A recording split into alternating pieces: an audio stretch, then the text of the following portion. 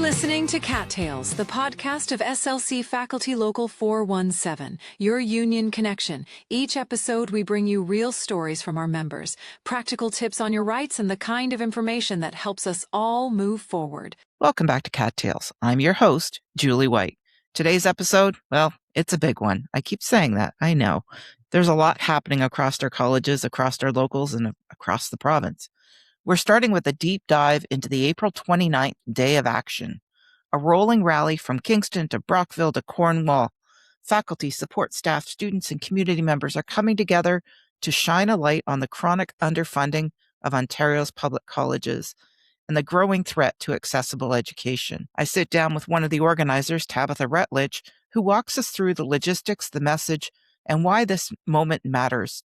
Then we shift gears to something a little more historic. At this year's OPSU-SEFPO convention, for the first time ever, all 4 CAAT divisions, full-time faculty, support staff, part-time support, and part-time sessionals, held a joint caucus.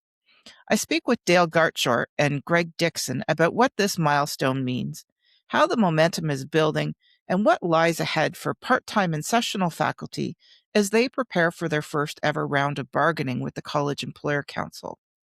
And finally, in our member spotlight, we feature Adam McGregor, a Kingston-based faculty member who spent his sabbatical tackling one of the biggest questions in higher education. What are Ontario's universities really being asked to be?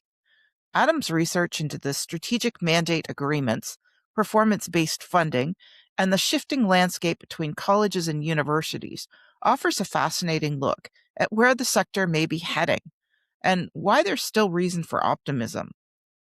All that and more coming up in this episode of CAAT Tales. And now, the 411 on the 417. Welcome to the 411 on the 417. So on April 29th, St. Lawrence College faculty and support staff are taking their message on the road, a rolling day of action, Kingston to Brockville to Cornwall, calling attention on the chronic underfunding of Ontario's public colleges and the growing threat to accessible education. Joining me now to talk about the rally is organizer Tabatha Rutledge. Thank you, Julie. We've been looking provincially, drawing light to the chronic underfunding of education in light of our merger with Fleming College. It's kind of brought more light in the media, but we are trying to involve media, the community, our members, to make sure everyone's aware of what's happening in the education system. April 29th is a provincial day of action where people are being encouraged to wear red in support of education. So here in Kingston, the day is going to start with 2 McCoy coach buses being filled with faculty, support staff, students, community members, and we're going to be delivering one message: education matters. We have 2 buses booked that we're going to be parked over near the student residence parking, which is the building 3 near door E48. We're going to start boarding at 8:45 in Kingston, depart about 9 o'clock. We're going to pick up in Brockville at St. Lawrence College on Parkdale Avenue about 10 o'clock and we'll be leaving from there. And then we're going to arrive at 11:15 to 11:30 at the Legion. So the Cornwall Legion is the muster spot prior to our rally, where we will be able to start creating some signs. We're going to have posters and materials there for people to make their signage before we head to the actual rally at noon. This is not just about, college faculty and support staff being laid off. This is about the quality of education and what we see for the future for not just our members, but our community partners, where, are there going to be graduates? And what kind of graduates will be available to them to help support their companies and their organizations. And that's where we're trying to shed light. This is not just about layoffs. This is about the impact that will be a massive ripple effect through every one of our communities. There will be a few different speakers to bring light to the chronic underfunding, looking at the recent merger of St. Lawrence and Fleming, and kind of hitting home that this is going to affect everyone. This rally is about more than one merger. It's about the future of public education in Ontario and the risk of losing what makes college education accessible, local, and life changing. And when we band together, that's when it takes notice. Individually, we're very small, but together, collectively, we can send a message that this is something that Nolan Quinn, as well as other politicians, and we have had support shown from Ted Hsu and other politicians that this is important to them. And so we are the people that vote them in. And Yeah. Nolan Quinn is one of our graduates. So, if future graduates want to be able to be successful, we need to have an education system there and not let it deteriorate and collapse like it is right now, to the point where we would have to move to a private system because public education is not available any longer. So this really is that rally against, the move to privatize education, for what it could be, and to keep it accessible, to fund it properly. I drove from home. I drove 45 minutes to an hour from home, and that was how I was able to access post-secondary education. I had commitments at home that I needed help with. I also was able to go to college, but I didn't have the overhead to pay for residence, and I could still work at my part-time job in my community and then come back and work when I graduated back in my community. That the community, really, by letting me work part-time as a college student, I was able to come back, help fund my education. And so it's a big circle. And I think the community at the root of it is what's going to suffer the most without our grads. So accessibility is a big issue. If I want to take a program and I have to go to Toronto or to wherever, Ottawa, to take it, I wouldn't have been able to go. So I want to make sure it stays accessible, available, and then really we want our grads to stay in our own area if at all possible and bring back what they've learned. Yeah. And this really is, one of those things, Glenn told us in our town hall recently that we need to focus on the things that we can control. One of the things we can control is making sure our voices are heard. I don't want to leave any stone left unturned. I want to say that I stood up and I said that this is a problem, that I see how it's going to affect people's lives. And again, not just our members, but the people that we are supporting in the communities. And if at the end of the day things happen, then I can't turn back and say I didn't do everything I could. And my voice, I'm a vote. I should be able to say that this is not okay. This is not what the vision I have for education in Ontario. You sound very calm, but this is the time. We need to stand up. We need to fight. We can't wait for somebody else to do it for us. No one is going to come save us. So we are in this boat that is sinking. And if we don't paddle to a safe place together, we're all going to sink. Together, we can accomplish great things. I may sound calm, but underneath, I've got a fire burn in there that says, "Hey, it's time. We have to get out there and spread our message. Even if you can't come to the rally, I beg you, I plead with you, please talk to your family, talk to your neighbors, talk to the people you work with. This is not going to be solved by one rally. That's a start. That's to put it out there in the media. It is to make Ontario aware of what we are losing by not standing up and saying it's wrong. Yeah, and there is an open letter. I know, people look and say, "Oh, another petition." But there is an open letter that is basically to tell Doug Ford that workers and students are united for fair education. We'll include the link for that open letter in the show notes for this episode. It's really important that we get as many people as we can to sign that open letter as well. And I think our student associations, with all of the context of it affecting their OSAP and their tuition, it's all areas are being affected. And we're not, I do think the government likes to keep us siloed. So it's an individual fight, but truly we're all in this together. So it's affecting their ability to access education, to be able to finance education, to be able to build a life once they graduate and not have massive debt with the canceling of the amount of grant portion that they would have, the forgivable portion. So parents, this is affecting your child that's in grade 5, because it's going to affect them in the future when you want them to go to post-secondary education, to get a good job, to be able to, build their own family. This isn't just when the people that have a grade 12 student are going into post-secondary. This is for everybody to take notice and be educated on it. And in terms of signing up for the bus, Tabatha, I know that we're starting to collect names already. It's going well. People have been reaching out through the form. People have also been reaching out by text that, colleagues at Providence Care. If you need the form, just contact me. You can email me, Tabatha, Tabatha, period, Rutledge, Rutledge, at slcfaculty.ca. Please reach out. Let me know. I can facilitate putting your name on the list. If you're bringing your spouse or a colleague, please let us know, and we'll make sure we have room. And then we're gonna leave at 2:00 from the Legion, where we'll be picked back up by the McCoy's bus service, and we'll stop back in Brockville at 3 p.m. and be planning on getting back about 4:15 to our Kingston drop-off spot. And it is in between semesters, for faculty members who may be a bit worried. Do I take that day off? Can I take that day off? How do I handle it? Can I get in trouble for attending this rally? What's your message to them? That's a great question, Julie. So we have in our collective agreement an article that states you have an unchained desk. So you're not missing classes, you're not missing meetings, but you can attend with your colleagues. We just move our hours around. The work still gets done.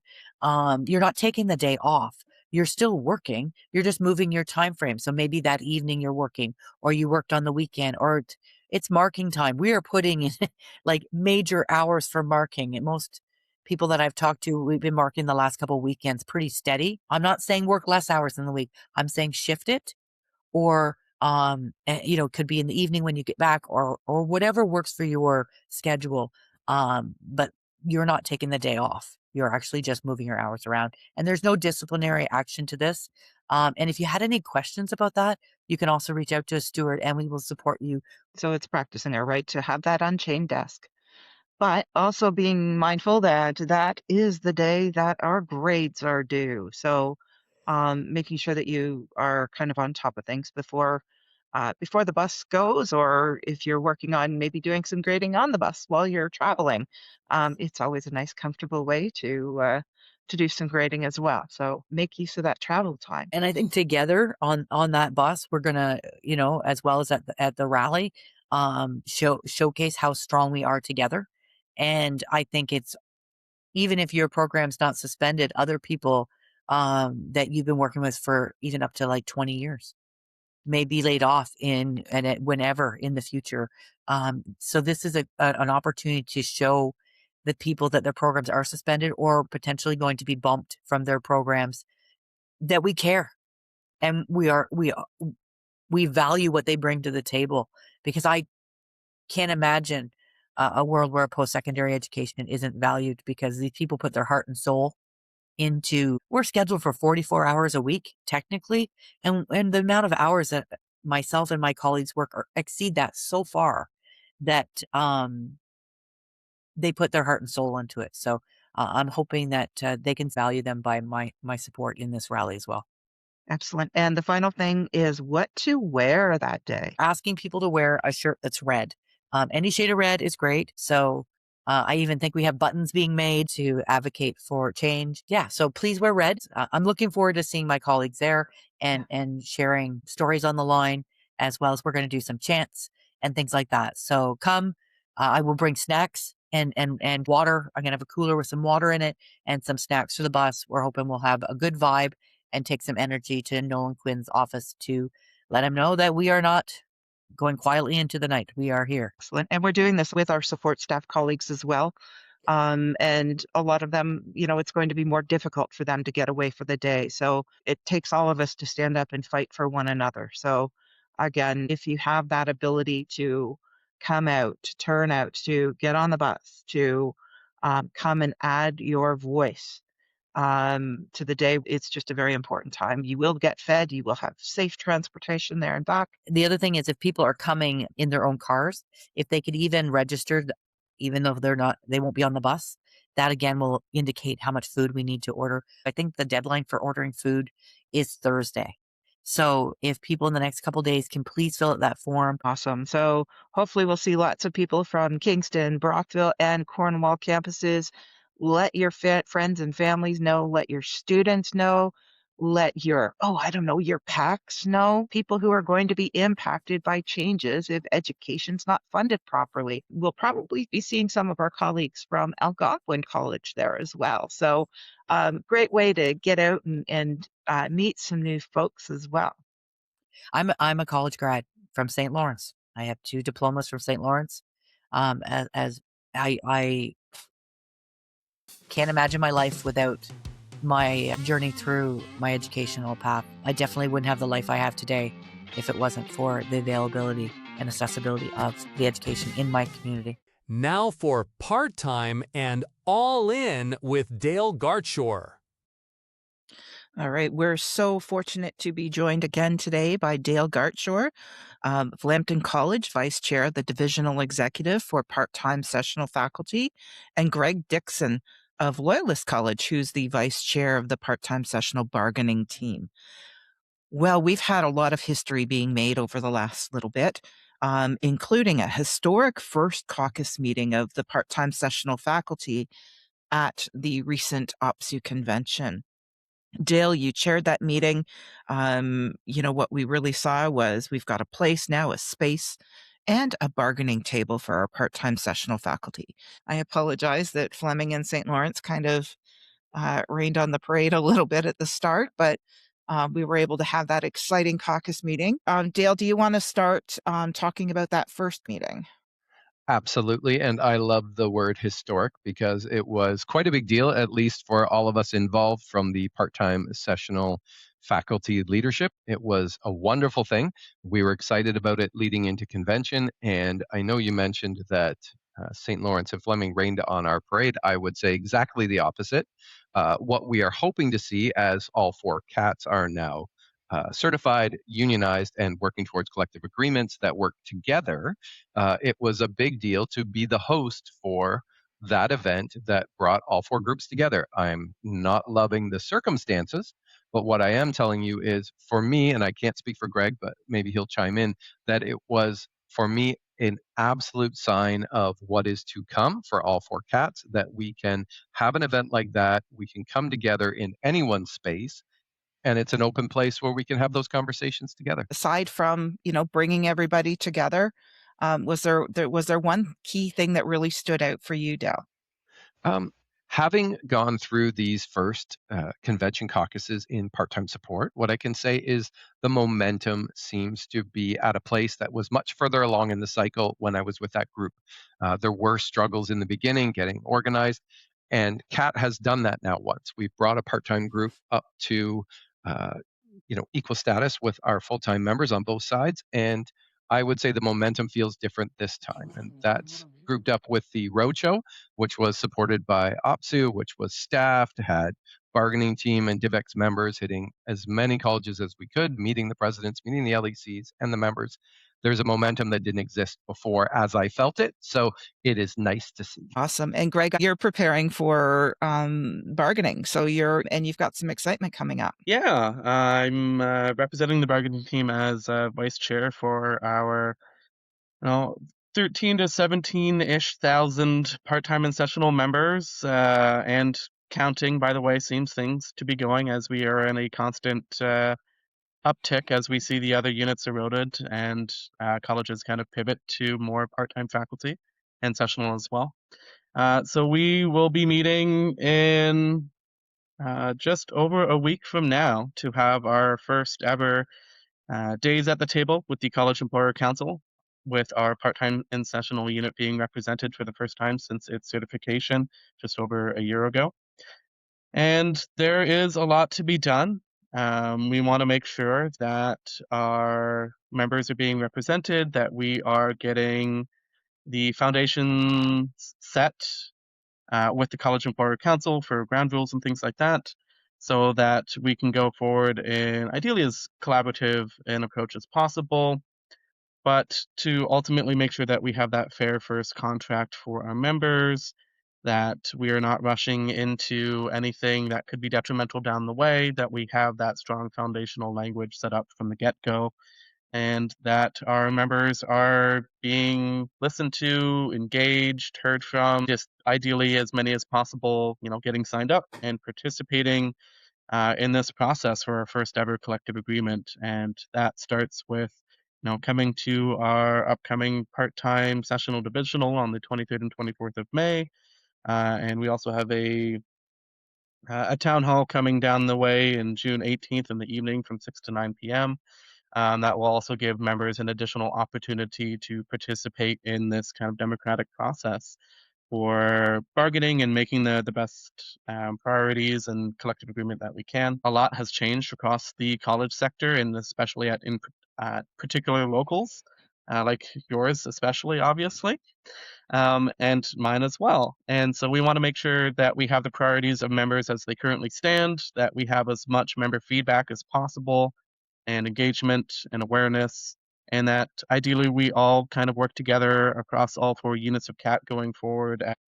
We really want to raise the floor for all college employees, not just faculty, not just part-time, but for our support staff and for full-time membership as well. We want to make sure that we're, fighting to raise that floor so that everyone can have something better going forward. And hopefully we'll win some language that will help some of the other units going forward, just like we will be looking at their collective agreements as inspiration for ours, where applicable, of course. And Dale, as a member of the divisional executive, do you have an idea in terms of how many or what percentage of folks you're going to have signed in the next while? Well, the goal is always as many as possible. So Yeah. until it's 100%, we're not done. Would love to see it sitting around 80%. 50% is a good marker as we're moving into our negotiations. But this is where the work will split. The bargaining team has a mandate, and they are the ones that go to the table. They are the ones that actively negotiate with the College Employer Council, and they are the ones that we need to support to secure the great language that Greg was just describing. Yeah. As a divisional executive, we have a continuing mandate that will support the bargaining team. That's the whole focus, is to make sure the lines of communications are strong to our highest ranking part-time and sessional members, to our presidents, to our members at large, so that everyone is clear on what's happening, why it's happening, and when and where they might be needed to show their support actively during the negotiation process. And given the precarity of part-time work, we know that we've got people who teach only in the wintertime, perhaps only in the summer, and some only in the fall. So what does that mean for engaging the membership? How do you do that? Well, this isn't a new problem. Part-time support has been dealing with this since their inception. We're inheriting the same burden.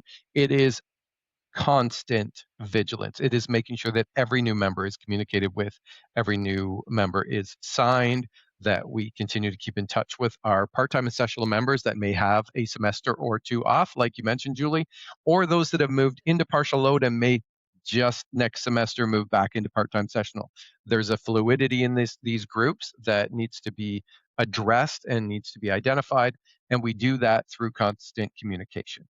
That's the best we can do. That's our best hope of keeping everybody informed and engaged in this negotiation process, and to make sure that our team's supported. All right. So our job is kind of to stand back and we're the guy that's squirting the water at the side of the boxing ring for Greg. Is that our job? 100%. I'll be in the front row cheering as loud as I can. And having been on a bargaining team before, I can tell you there's nothing that beats knowing that your members are behind the work you're doing.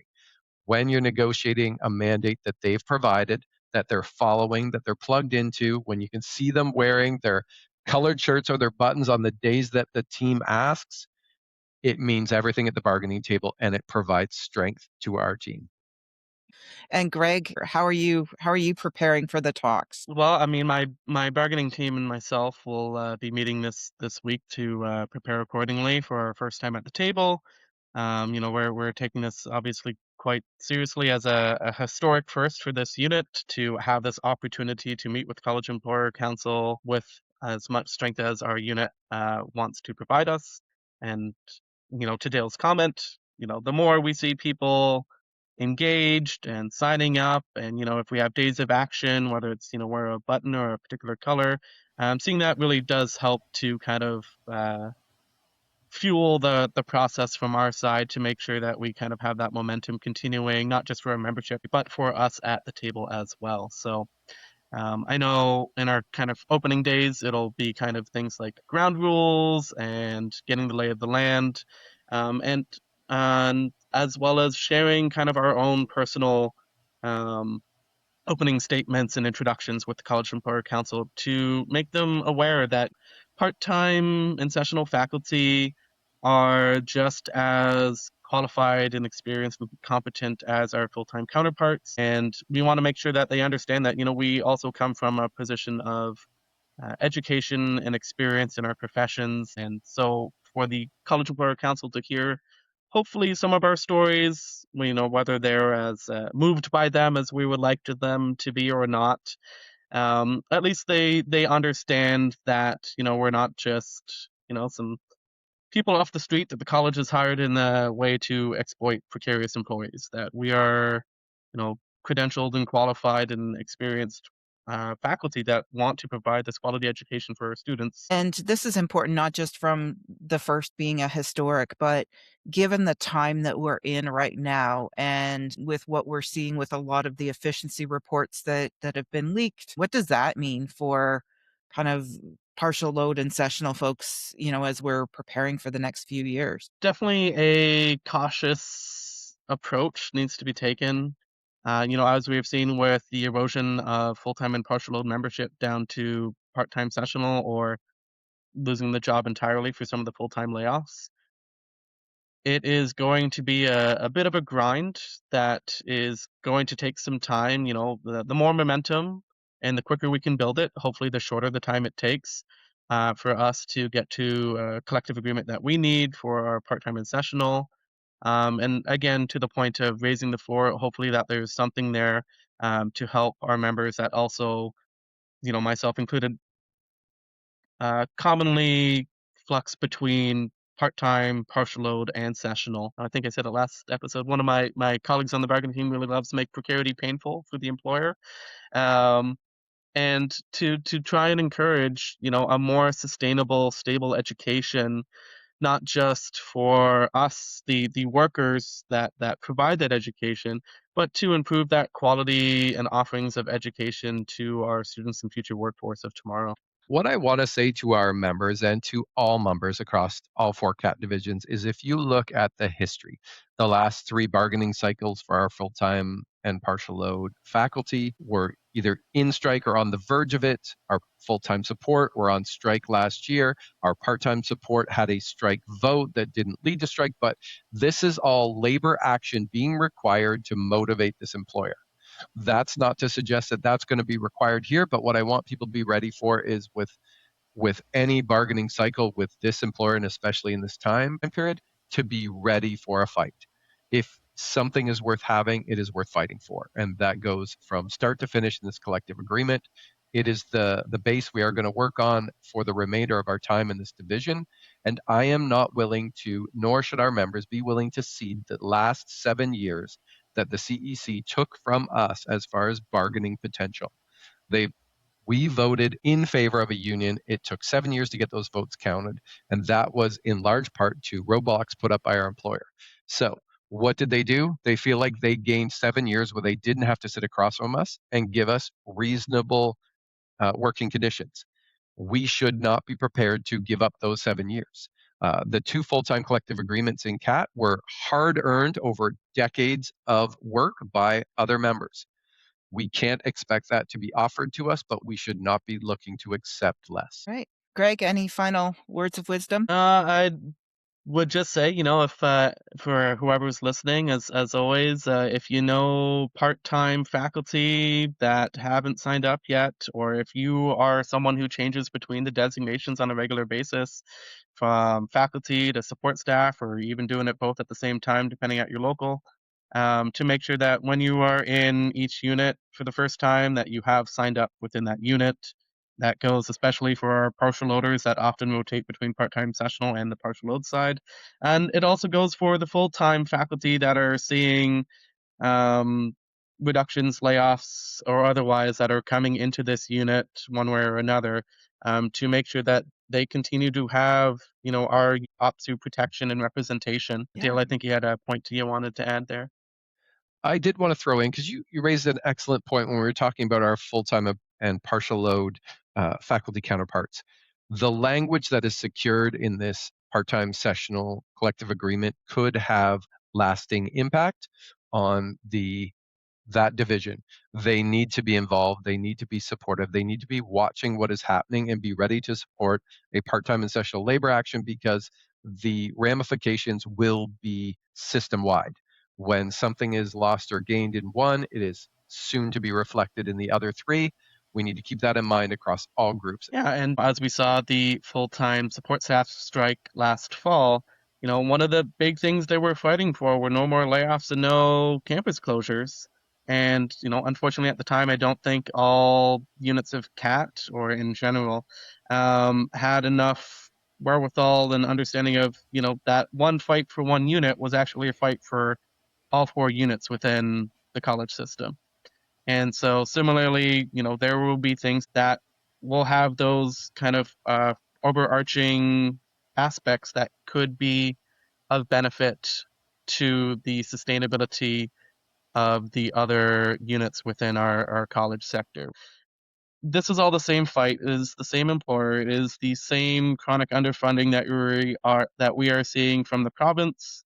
It is the same battle against, college management for efficiently, and I don't mean efficiency reports. I mean actually efficiently, consulting with faculty and our support staff and our students and our industry to make sure that we are working towards a sustainable education with a sustainable workforce, and that we provide these offerings, especially in rural and remote areas, my college included, where we're seeing often program suspensions that are in high industry demand. And, one unit at a time fighting for this. I think we need to have that perspective change to that might be the team on the front line at that given point in time, but all of our college membership, all of our college employees, and recognizing a lot of them are also student employees at some point, are all kind of fighting the same fight here against precarity and fighting for the stability of our post-secondary college education system. And now it's time for another edition of Member Spotlight. This week, we're shining the spotlight on Adam McGregor, a Kingston-based faculty member who spent his sabbatical tackling one of the biggest questions in higher education. What are Ontario's universities really being asked to be? During his year at the Ontario Institute for Studies in Education at the University of Toronto, Adam dug into the Strategic Mandate Agreement 3, the province's performance-based funding framework, and compared it with university strategic plans. His research uncovers how primarily undergraduate universities are juggling financial pressures, community expectations, and the increasingly blurred line between colleges and universities. Despite the challenges, Adam says there's still strong global confidence in Canadian higher education and plenty of reason for optimism. But before he shares his research findings, we're going to put him on the hot seat. Here come the rapid fire questions, Adam. Question number 1. Plane or train? I think I'd rather take a train. I have flown lots and been around the world many times, but I think there's something majestic about train travel, so I would say train.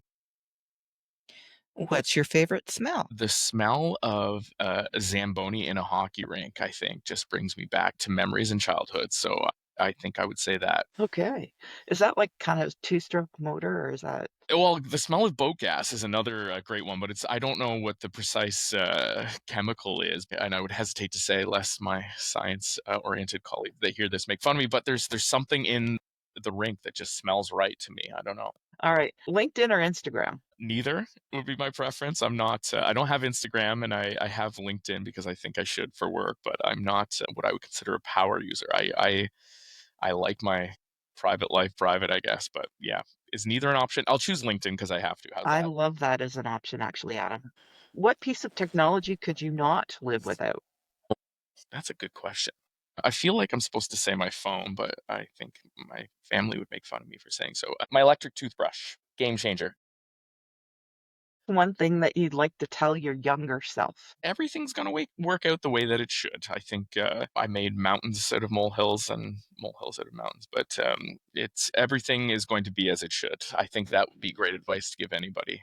Life is a journey, not a destination, and enjoy those moments along the way. This next question kind of flows right into it. What's your favorite weekend activity? Spending time with my family. I love my kids are growing up fast. My wife and I don't get tons of time together because we're busy with all sorts of other things with them. So finding those moments with family is what's my favorite thing to do on the weekend is now. And if I can play golf without feeling guilty when I get home, that would be another great thing. What's the cringiest thing you did as a teenager?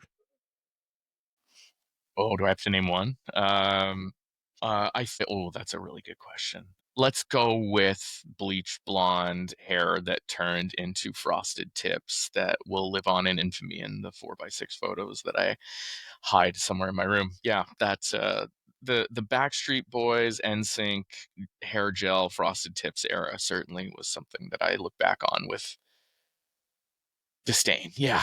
But again, Oh, life's a journey, right? Now I would kill to have my hair back. So let's look back on that positively.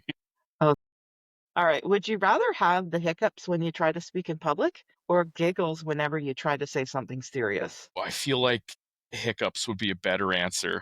It would be tough to give serious talk to kids about what they should and shouldn't be doing around the house or whatever and be laughing at the same time. So I'll take the hiccups. That I can live with. All right. Early bird or night owl? Until I turned 32, I would call myself a night owl. At this point, I would have to say I'm an early bird. Yeah. Kids changed my orientation towards those two things. The idea of staying up late now is awful to me. So definitely early bird. Life changes. It sure does. Okay. Final one, time machine or teleportation device? I would choose teleportation device. I think it would be great to skip the worst parts of travel and be able to enjoy the destination, not the journey, which I guess is the antithesis of my life advice. But um, yeah, teleportation machine for sure. I love it. Okay. So you've survived the rapid fire. Thank you. Wasn't that hard? No, I'm feeling great now. Yeah, that got the Okay, brain good. moving. Good. So, can you tell me a little bit about your background, Mhm. how you got into teaching at St. Lawrence and where you teach, what you teach, all those sorts of things? Yeah, so I did a business degree, worked in corporate for a little bit, found that it was not my passion or my love. I then decided to go back to school. I wanted my work to help people and mean something, and so I wanted to get into teaching. Did a Bachelor of Ed, taught high school for a little bit. Kind of fell backwards into working at the college. There was again, I think enjoy the journey and you'll end up where you'll end up. I really want to teach high school. I was rejected in an interview to be on the supply list, thought that it was the end of my world, and I actually picked up a class at the college not long after that moment. Found out that that's where my love was in education. Working with the students at the post-secondary level. I started with one class, spiraled into several, and that led to my full-time job there. So I taught in the fitness and health promotion program to begin with Grant and Natasha, and learned so much from them, and so grateful for the opportunity they gave me. And then I ended up in the School of Business where I am now. So I've coordinated a few programs. I've taught across many programs. I'm teaching across more programs right now as the pickings for classes begins to change based on what's happening in the college system right now. And so I'm grateful to be where I am. Love where I'm working, love the college and my colleagues. And so that's where I am and how I got here. All right. So let's talk. You recently had a sabbatical I did. and you had something very important that you were working on there. Yeah, I think so. Again, grateful for the opportunity that the collective agreement and the college gave me to have this time away. So last January, mid-January, I started my sabbatical through to mid-December, where I was in the research process with my dissertation. So I'm a doctoral candidate with the University of Toronto at the Ontario Institute for Studies in Education, where I'm doing work in the study of policy and leadership in higher ed. So my research was looking at SMA3 and the strategic plans of Ontario's primarily undergraduate universities to see how they're balancing or not their institutional purposes in the contemporary policy environment. My findings from there led me towards one university in Ontario, which I thought was a really interesting case. And the time away let me speak to leadership within that institution from a variety of different areas about how they're operationalizing strategy and SMA3 within their work in their respective areas at the universities. Can you just describe what SMA3? Sure. So Strategic Mandate Agreement 3 was the agreement between post secondary institutions and the ministry that governs performance based funding and what the institutions were supposed to be accomplishing as an agreement, a mutual agreement between government and the university or college. They covered 2020 through 2025. The agreements would have been agreed upon pre-COVID, and it covers things like institutional specificity, institutional strengths, where they intersect with community, how their research agenda is to perform, and so on. And yeah, I think, without getting into the weeds too much there, that's what SMA3 is. SMA4 is very likely going to be released in advance of the 27 academic year, and it should, to my understanding, govern the next 5 years of what the government and these institutions have agreed to.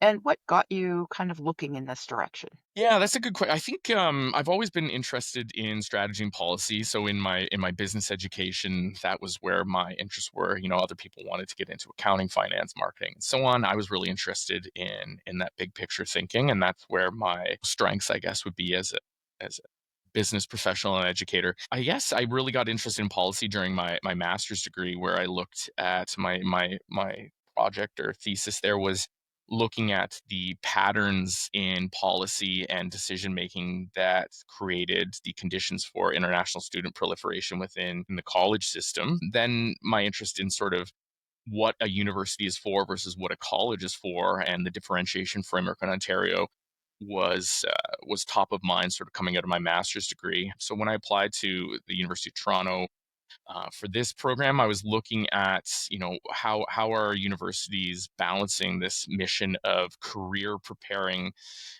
that we all sort of think about post-secondary education, right? Colleges were designed for that by design and with the Founding Act in 67, whereas universities were supposed to be this ivory tower pillar of thinking and critical thought and developing democratic citizens. And as the 90s played out and the policy neoliberal policy in the states and the UK, I would argue, infiltrated Ontario politics, we saw this shift in what an Ontario university was supposed to be for, and this really like instrumentalization of education. And so I wanted to sort of understand what is going on within the university system at this point to balance or not balance that purpose. So my focus ended up being actually on the primarily undergraduate and universities in Ontario as defined by HECO in 2016, which were Trent, Ontario Tech, Brock, and so on. So you're coming kind of from a place where we're seeing a lot of blurred lines between what colleges are and what universities are. If you were to define right now, kind of from your own perspective, not going by what's in perhaps legislation or within official policy, how would you define kind of the differences between colleges and universities? Yeah, so that's kind of an interesting finding that emerged in the interviews was the critique that leaders within a university had about what the college system has been doing. They think that, college system movement into degree granting and this applied master's degrees has sort of taken this system that was designed to be complementary and made them compete against each other. And they didn't necessarily blame colleges in this, but the fact that we have sort of created this business-like environment within public education where we need to sort of seek out money where we can find it in order to survive has created conditions for colleges to behave like universities. And then I would also argue that universities are behaving like colleges in offering these certificates and really career focused education, leaning into their continuing education portfolios to degrees that we've never sort of seen before. So what is the definition of a college? What is the definition of a university? I think that sort of also depends on where you draw the line. Is the University of Toronto trying to be a college? Absolutely not. But these smaller universities in terms of student population, smaller universities in terms of research output, the line's getting a bit blurrier, right? And so again, without getting too much into the weeds there, the college exists for career preparation, and so too in a lot of ways does the university. And it's not necessarily by their choice, right? I think if you look at what SMA 3 is asking, and probably SMA 4 is asking universities to do, they're asking them to demonstrate their programming commitments to labor market and how their students are getting jobs. And that's sort of the KPI data that we're held accountable to as a college is what a lot of universities are seeing themselves held accountable to. And so the movement towards career-focused education is a byproduct of the policy environment that they find themselves operating in. A lot of this sounds like it's being driven by the fact that we need to compete and we're competing for scarce resources. Mhm, And when I say we, colleges and universities, mhm, colleges between themselves, universities between themselves, mhm. all institutions kind of appear to be in competition for those scarce resources. Is that creating or is that something that can be controlled through policy at this point? Or are we kind of too late for a lot of that competition and what's already been established? Yeah, that's a great question. I think, that's not something I could speak to with any necessarily evidence or authority, but existentially, um, yeah, I would express those concerns. And I think the trajectory, so the literature would suggest that the behavior of colleges and universities could be sort of defined by this notion of academic capitalism, or higher education institutions exhibiting these market-driven business-like behaviors. Are we too far gone? Can policy rein us in? I think a single policy movement is not necessarily going to move the needle. I think we sort of need to have this existential reframing of education as a public good before anything like that can happen, right? I think we need to be properly funded across higher education before we can begin to have conversations about policy, sort of returning it to what it once was. If you look to a Finland or a Germany where public education is funded, and the same as K to 12 is. And I'm speaking perhaps out of turn there. I don't understand the precise logistics, nor was within the scope of my own research, but just, the different attitudes as a society towards higher ed. I don't know. I think, to answer your question, are we too far gone at this point? For a quick fix, absolutely. I maintain hope, and these universities seem to be maintaining hope that we can get there, but is it on the horizon? I certainly don't think so. It's interesting. When our college merger was announced last week, Mm. one of the interviews that Glenn did on Global News referred to it's going to be one company, and then corrected himself, one college, Mm. which was kind of interesting to me, and it really spoke to the fact that it really is the business pressures that are driving these processes. So Yep. Well, and that's, we danced around this earlier before we started recording. Healthcare decisions aren't made necessarily by what's best for people, but what's best for bottom lines, right? And so I certainly don't envy the position of decision makers outside of government working in the public sector, because you're really stuck between a rock and a hard place to sort of follow through on that mission of what education is supposed to be, but ultimately trying to maintain balance in a world that wants to see you have a bottom line that is black, not red, which. what was the major findings and the surprising things that came out of your research? Yeah, I think for me, the universities, again, the eight primarily undergraduate institutions within Ontario, they're trying to strike balance, right? So the SMA 3 is this agreement between government and university, where the universities are sort of conveying this capitulation, for lack of a better word, to what the government's asking them to do. And so my research sort of reviewed the language used in SMA 3 between university and government and the strategic plans of the institution, where they are allowed to sort of talk about what institutional values are going to drive their strategy and operations as an institution, right? Are we seeing this instrumental economic language within the strategic plan as well as SMA 3? And what I sort of found was that most universities that I looked at were trying to convey this balance. between their economic and non-economic purposes. So they're demonstrating institutional agency in the language used within the strategic plans relative to what they're conveying within SMA 3. They're writing these documents obviously for different stakeholders. One is a direct line between government and institution. The other is this conveyance of what their existence is and how their reason for being between themselves and their larger stakeholder groups, inclusive of students, faculty, potential faculty, employers in the region, and beyond, right? Like, I think the other big thing that we noted was how intertwined these universities depict themselves within their communities, right? And so I think if you think about what community means or the region means, it's quite interesting to see some of the moves that a university like Algoma has made. So we are directly and heavily impacted and influenced by our community, and it's not just as like a partner, but more so as like a co-author of strategy. Like there was this genuineness between the university and the region that they operate in. But then you see an Algoma sort of having a larger population on a satellite campus in the GTA, while also speaking about the needs of the North and the community that it operates in. So it's really quite interesting to sort of see the fiscal pressures that a university faces ultimately sort of pushing strategy to the side, right? I would argue that they're prioritizing survival over mission, vision, values in a lot of ways based on, what we can sort of observe in the language and then observe in the actual activities and operations that we see the universities taking.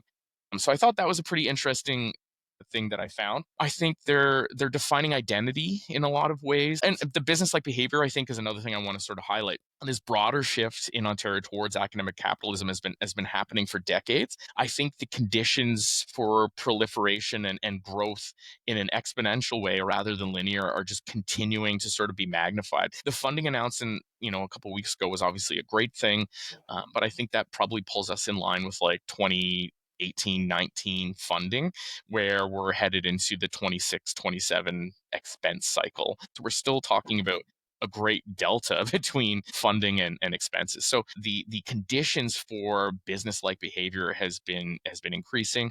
Identity is sort of defined through 5 recurring elements across SMA 3 and strategic plans. So there's this focus on indigeneity and conveyance of indigeneity within the institutions, their access, orientation, and commitments to student success, which I think aligns heavily with what a college is and does, the alignment to the labor market that they're conveying and doing so through the notions of soft skill or human skill development.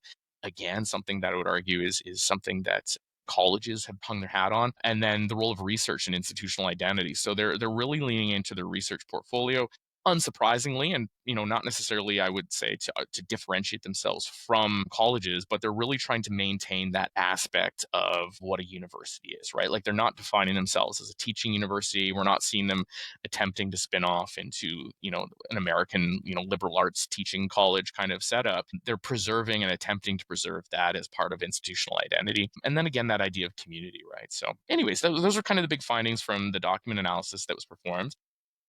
So with the focus on business behaviors, did you have a look into what was being said about privatization? Yeah, so again, with what the scope of my document analysis is, we wouldn't have uncovered anything about privatization in the document analysis, excuse me. But interestingly, one of the interviews I did with an academic leader with Ontario Tech University, they brought up this idea of privatizing everything and the government's, sorry, their perception of the government's sort of end goal of privatization, and what that was going to mean for institutions. Right? This leader was speaking about some private universities in the GTA and Niagara region, and the fact that they aren't held to the same standard that our public institutions are in terms of tuition expenses, in terms of what the university needs to accomplish. Like, the framework and the handcuffs that they sort of perceived that their university was subject to, while being not held to the same standard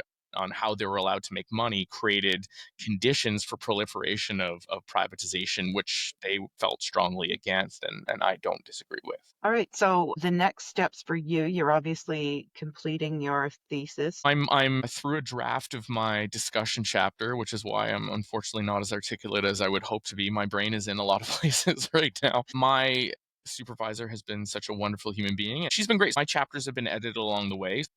My draft should be in a really, really good place in the next couple of weeks, which would tee up hopefully a defense sometime in the earlier part of the summer, so I can have a month with no work and no school for the first time in about 20 years. And you're obviously sharing kind of what you've learned, Mhm. reaching out and talking a lot about. Yeah, that's the hope, is to sort of be on a bit of a conference tour when the time comes. I would like to sort of take my two findings chapters into two separate articles to approach journals with. And yeah, I think there's the American Educational Research Association conferences in Toronto next year, and I've sort of targeted that as a place I would like to launch formally the findings in it. Do you have recommendations right now? Yeah, so that's kind of what the discussion chapter is leading into. I think what we've sort of arrived at is the differentiation framework between colleges and universities is a suggestion, not a framework at this point. And I think for government looking to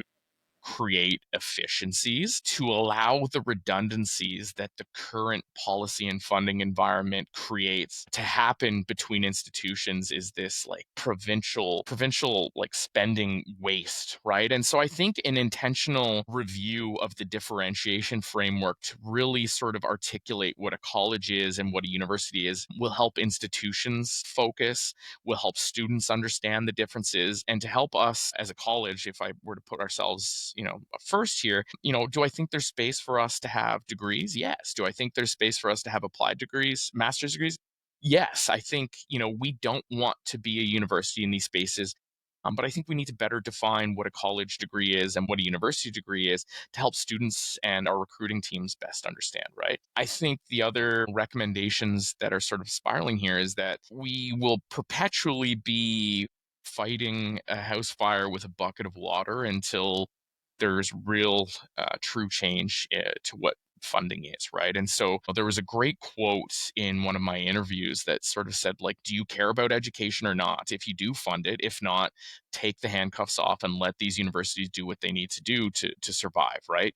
It's very difficult to be subject to the regulations of a public sector organization while simultaneously needing to behave like this like capitalist organization. It's make money at all costs, but simultaneously these are the rules that we are going to impose on you around how you can make money and the prices you can charge. It feels so disparate in terms of what they're asking you to do with the conditions that they're creating for you, right? And so I really think we need to have a conversation about that. Other recommendations are, this real thoughtful review about what the future of education needs to be, right? We're talking about um, well, I guess one of the interesting findings from the Ontario Tech piece was that we see the economic and non-economic, or instrumental and non-instrumental versions or purposes of education not as oppositional but as symbiotic. Economic, we need programs that create jobs, we need programs that make money. Okay, how do people get jobs, right? That became the question. And people that I interviewed weren't talking about, and if you look at strategic plans, they're not talking about, teaching this skill, right? We're not talking about we're talking about human skills or soft skills. How are we going to sort of blend the future of education, where we speak of, multi-delivery, flexible delivery, different modalities, online delivery? Can we deliver education to the people that are coming to us that are going to create conditions for human skill development in the same way that the smaller class sizes and in-person learning will? I think that's a real interesting question for me. Secondly, when we moved away from regionality through online offerings, we've talked about these universities, and I'll throw the colleges in there, rooted in our communities. Well, how can we maintain that space or that relationship as, community, as co-author of institutional purpose, when we're removing the geographic boundaries that we are recruiting from, right? So if we need soft skills for employment, and if we need the networking and community connections to drive that employment, are we doing ourselves a disservice as institutions, colleges, universities, it doesn't matter, by trying to be everything to everyone provincially, nationally, globally, whatever it happens to be? So if community is as compelling as our strategic plans, our SMA documents seem to be, what does the elimination of the geographic barriers for education mean for maintaining that?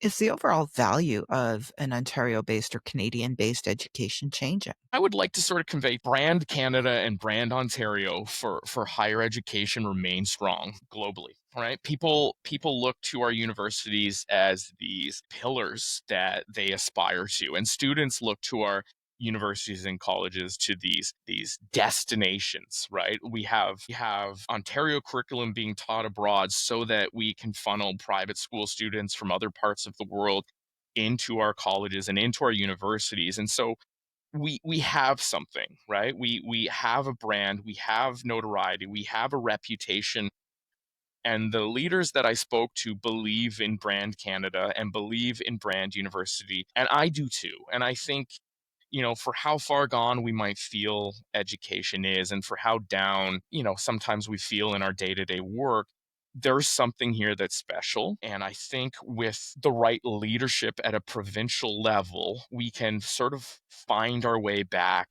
to that trajectory or that lofty place that we perceived ourselves in historically. We often question, is this university model going away? We're at this sort of precipice for change, as many institutions and many sectors and many areas of public sector are going through. But what shined through in the interviews that I had with Ontario Tech University was their unwavering belief in the leadership of the institution to navigate change. And they sort of delineated, in speaking about the leader of their university, they said there's a difference between being able to lead change or inspire change and to actually be able to take people through that change. And their unwavering belief in their leadership for navigating not only what's happening, but to lead people out the other side spoke to me of an institution that really has a plan and a direction that they're headed in, and this common belief between central administration and academics, which you would expect to see,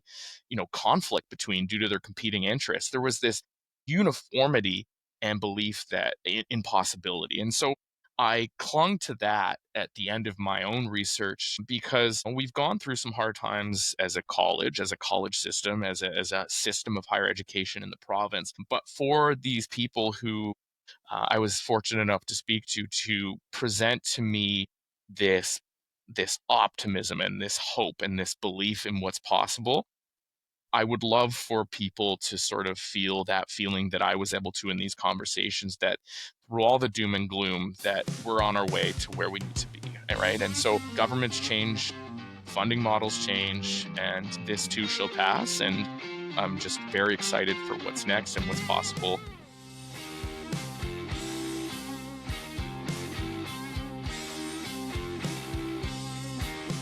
You've been listening to Cat Tales, stories that matter to faculty and beyond. Don't miss an episode. Subscribe wherever you get your podcasts. Visit slcfaculty.ca and stay connected with us on social media. Check the show notes for a link to book your seat on the bus for the April 29th rally in Cornwall and to sign the e-petition to encourage the Ford government to save our education system. The views and opinions expressed in this podcast are those of the speakers and guests and do not necessarily reflect the official policies, positions, or statements of OPSU, SEFPO, St. Lawrence College, or any affiliated organizations. This podcast is provided for informational and educational purposes only. While every effort is made to ensure accuracy, SLC Faculty Local 417 makes no representations or warranties of any kind, express or implied, about the completeness, reliability, or suitability of the information shared. Any reliance placed on such information is strictly at the listener's own risk. Music and sound effects used in this podcast are licensed or royalty-free. We respect copyright law and encourage our listeners do the same.